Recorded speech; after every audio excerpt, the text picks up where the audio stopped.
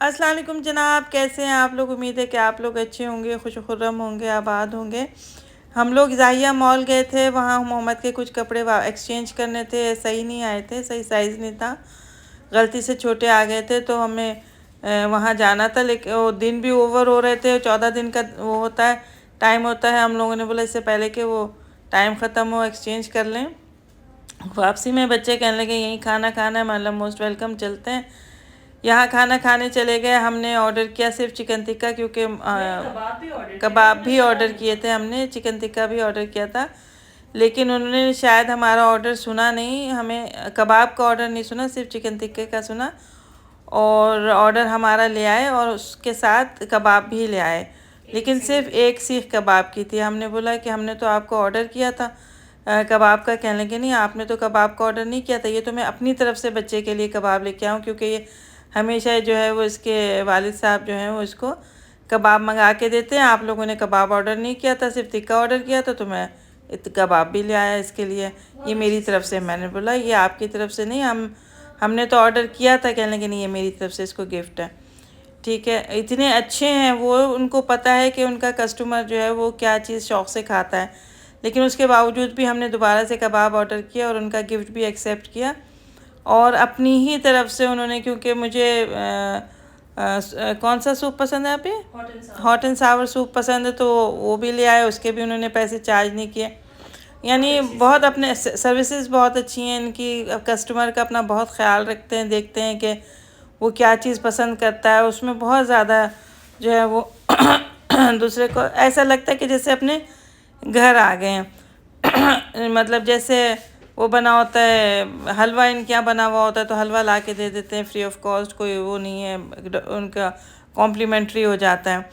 تو یہی چیز ہوتی ہے، بندہ اخلاق کو ہی دیکھتا ہے اور اخلاق کو ہی سراہتا ہے۔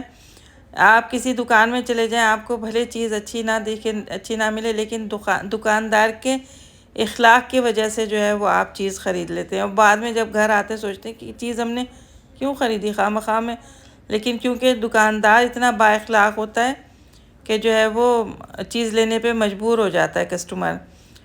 اور ہم نے تو پاکستان میں یہ دیکھا ہے کہ اکثر جو لوگ کسی دکان میں چلے جاتے ہیں، ان سے کوک بھی منگوا رہے ہوتے ہیں، پیپسیاں بھی منگوا رہے ہوتے ہیں، کوک پیپسی چپس کھا کے پھر چیز سمجھ بھی نہیں آتی اور اٹھ کے چلے جاتے ہیں، دکاندار بیچارے کی جیب سے پیسے جا رہے ہوتے ہیں یہاں پہ، اچھا نہیں لگتا۔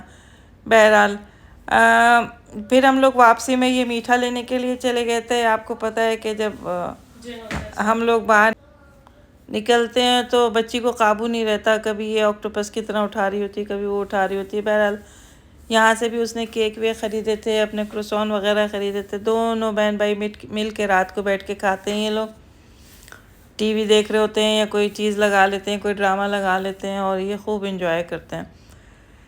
اچھا جی، اس چیز سے مجھے یاد آیا کہ مجھے ایک کال آئی تھی، انہوں نے یہ مجھے بتایا کہ میرے ابو کے گلے میں کینسر کی وجہ سے سوراخ ہو گیا تھا، جس سے مستقل خون اور پیپ رس رہا تھا، بہت تکلیف میں تھے، بہت زیادہ پریشان تھے، اور باقاعدہ وہ لڑکی بہت زیادہ رو رہی تھی اور کہہ رہی تھی کہ مجھے نہیں پتہ کہ میں کیا کروں، سمجھ نہیں آتی۔ تو میری بیٹی نے اس کو یہ کہا کہ سورہ رحمان تو آپ کو پتہ ہے کہ ہم سب کی آزمائی ہوئی ہوتی ہے، کسی بھی کوئی بھی پریشانی ہوتی ہے، تکلیف ہوتی ہے، تو ہم لوگ 7 دن سورہ رحمان ضرور سنتے ہیں۔ تو میری بیٹی نے بھی اس سے یہی کہا کہ آپ سورہ رحمان اپنے والد صاحب کو سنائیں، اور میرے خیال میں وہ بھی اب یہ میرا ولاگ دیکھ رہے ہوں گے وہ لوگ بھی۔ تو انہوں نے کہا، ہدا نے کہا کہ آپ سورہ رحمان صبح دوپہر شام یا صبح شام ایک دفعہ ضرور جو ہے وہ ان کو سنائیں، قاری عبدالباسط کی آواز میں نا۔ اور انہوں نے بردہ شریف بھی سنایا تھا۔ بردہ شریف بہت ضروری ہے، اس سے بھی کافی ہیلنگ ہوتی ہے، اور سورہ رحمان کی تو کیا ہی بات ہے کہ مطلب ظاہر سی بات ہے کہ اللہ تعالیٰ کا کہ اس کے اندر کتنی شان بیان کی گئی ہے، اللہ تعالیٰ نے کتنی شان اپنی بیان کی ہے اس کے اندر۔ بہرحال یہ تو ان کی کہانی تھی، اور ان کے والد صاحب کو اس سے بہت افاقہ ہوا، ہاتھ انہوں نے دھو لیے تھے، انہوں نے کہا تھا کہ میرے خیال میں اب کبھی یہ ٹھیک نہیں ہوں گے، لیکن جسے اللہ رکھے اسے کون چکھے۔ اور دوسری بات یہ کہ قرآن حکیم ہے، ہم اس سے کوئی وہی نہیں، دو رائے ہی نہیں ہے اس کے اندر۔ اچھا جی، یہ ہم لوگ مارکیٹ آئے تھے تھوڑا سا سودا لینے کے لیے، یہاں سے سودا لیا، سبزی وغیرہ لی، پیاز ختم ہو گئی تھی وہ لی، اور یہ بہت زیادہ فریش سبزی ہوتی ہے ان کی۔ یہ دوسرے دن کا ولاگ تھا۔ یہ اجمان سٹی سینٹر ہے، اور سٹی سینٹر کوئی بھی ہو، ہر چیز یہاں پہ بہت فریش ہوتی ہے۔ سٹی سینٹر آتا ہے نا، بندہ دل کھول کے اپنے لیے چیزیں دیکھتا ہے، پسند کرتا ہے، بہت زبردست چیزیں ہوتی ہیں۔ خاص طور پر مجھے اجمان سٹی سینٹر زیادہ پسند ہے بنسبت شارجہ کے یا دبئی کے۔ یہاں سکون ہے، ہر چیز بالکل قریب ہے، کوئی یہ نہیں کہ آپ کو اتنا واک کرنا پڑتا ہے۔